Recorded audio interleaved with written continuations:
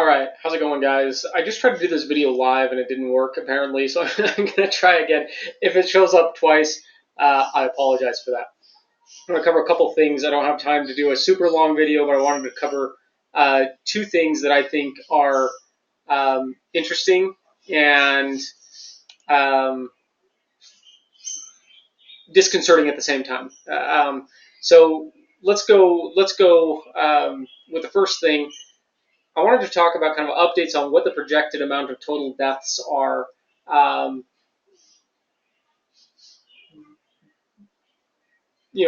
guessed to end up being. I say guessed because obviously predictive models, one of the most difficult types of statistics to do because you're not looking back at something that's already happened. You're trying to use data, whatever is available to you, to try and figure out what's going to happen in the future. One of the most difficult types of modeling to do is forecasting. You can think of like a weather forecast. They input all the data, they do their best, but a lot of times they're not spot on. So I want to show you my screen here. One of the things that's interesting, I'm not sure if anybody's familiar with the site FiveThirtyEight.com, written out, FiveThirtyEight.com. These guys do statistics. They do health statistics. They do politics, and they do sports. And they do projections. They model or forecast future events. And I find their writing and their models very fascinating. I follow a lot of things on 538. I feel like they're very fair and they're very data based. I don't know much about the people that run it themselves or what their political leanings may be, but I do feel like they give the data a fair shake and they do their best there. So they have kind of this aggregation of models. So you've got one from MIT, IHME, and this is the one that I follow and the one that a lot of the national, the White House and those projections come from this one. Northeastern University, Columbia University, University of Texas, and Los Alamos. This shows us what's happened to now, the recorded deaths. And then this shows us what is projected to happen going forward. And within those shaded regions are the 95 percentile. So they run these models thousands of times. 95% of the time they fall within this range. And then they kind of take an average of those. Anyway, right now we're looking at almost 80,000 deaths. I imagine by tomorrow we'll be at 80,000. Looking to break 100,000 pretty much on all of these models. Some of the lower ends have us below, just barely squeaking by underneath 100,000. But I think the most likely scenario is that we would get to 100,000. So that's something kind of fun to look at if you've got a minute. There's some really, really interesting data there. The second thing I wanted to talk about. So in these models, one of the main things they're trying to model is how fast this COVID thing is going to move within a given population, right? And how effective social distancing is going to be.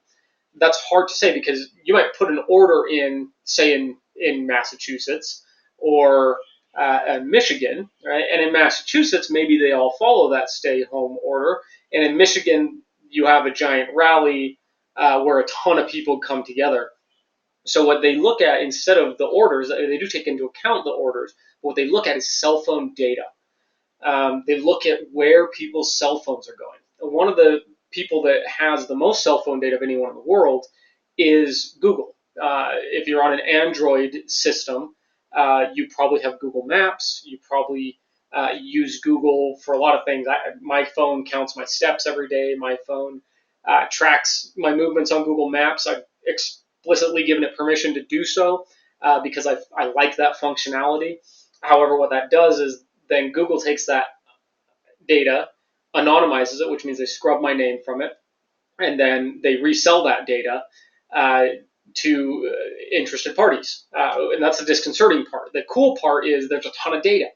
The other cool part is they have given us access to kind of a truncated version of this data, and I'm going to show you that now. So if you just look at cell phone mobility data, just Google that. You'll see one for Google.com COVID-19 mobility. Click on that, and you can pretty much, right here we're just looking at some Utah or some United States states, but you can look at Afghanistan. So let's look at that real quick. 47% less traffic at retail locations, 27% less at grocery stores, 22% less at parks, 49% less at transit stations, 33% less at workplaces, and 16% more people staying at home. That's for people with cell phones. Obviously, in Afghanistan, a lot of people aren't going to have cell phones, right? So let's look at one maybe that we're a little more familiar with. Let's look at Canada. So this is just for the entire country of Canada. 49% less at retail and recreation, 18% less grocery, 15 more at parks. The highest one that I saw for parks was Ohio, which was over 200% more at parks. Transit stations, 52%. This is people just aren't taking public transit. They don't trust it right now. 36% less at workplaces, about 14% more at home. I think this is really interesting because people aren't going to all these other places, but they aren't necessarily staying at home, right? We're only getting a 14% bump in home. Now, that may be because most of us spend most of our time at home anyway, right? We come home from work and we're pretty much at home, a long time, right? We're home a long time, 12 hours or more. And so even if we're upping, 50% of our time is probably at home anyway. And so even if you add 50% of your time that you're not at home, that's only 25% of your time, right? So that may be why this doesn't climb up quite as high. So let's look at Utah, because I live here. So we're 30% down retail, 8% grocery down, 85% up in parks.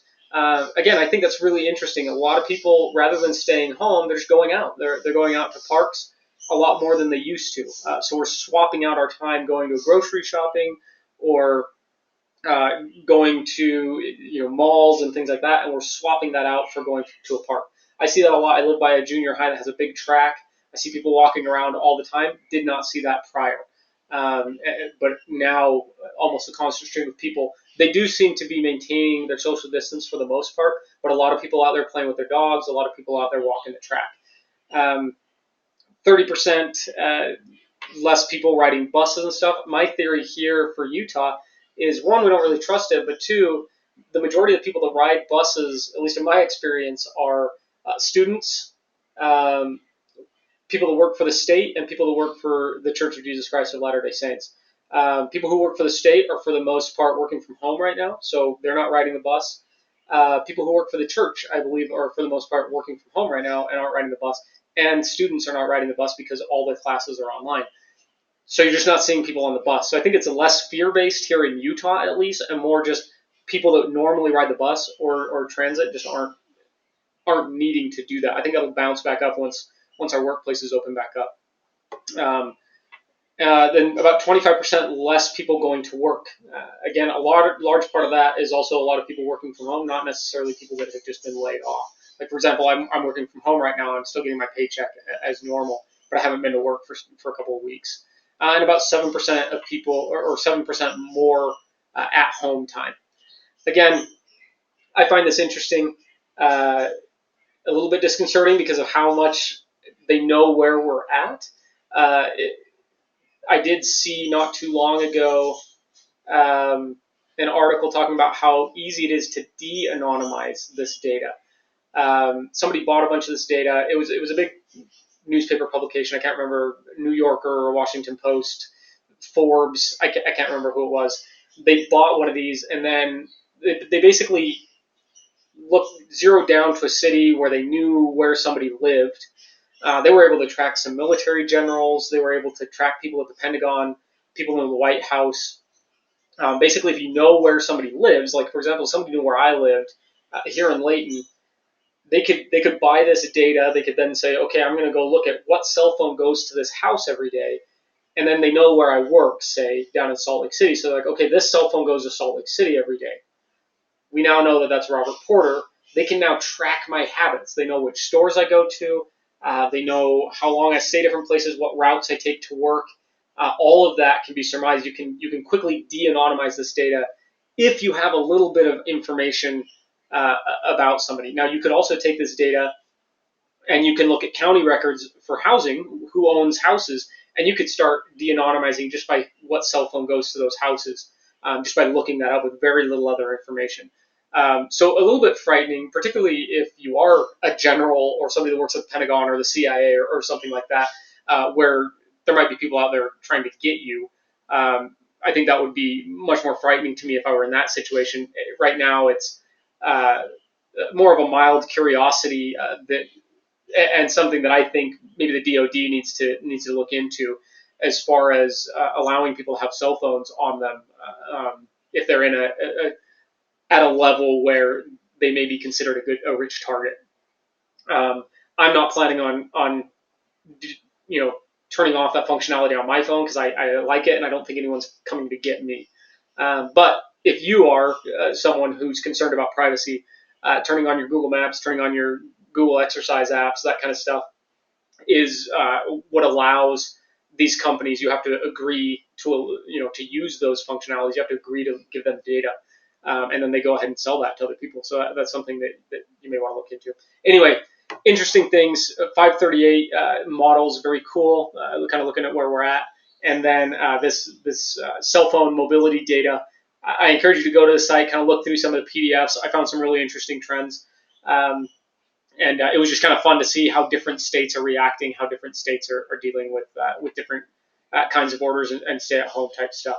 Anyway, that's it for today. I hope you guys enjoy this and have a great rest of the day.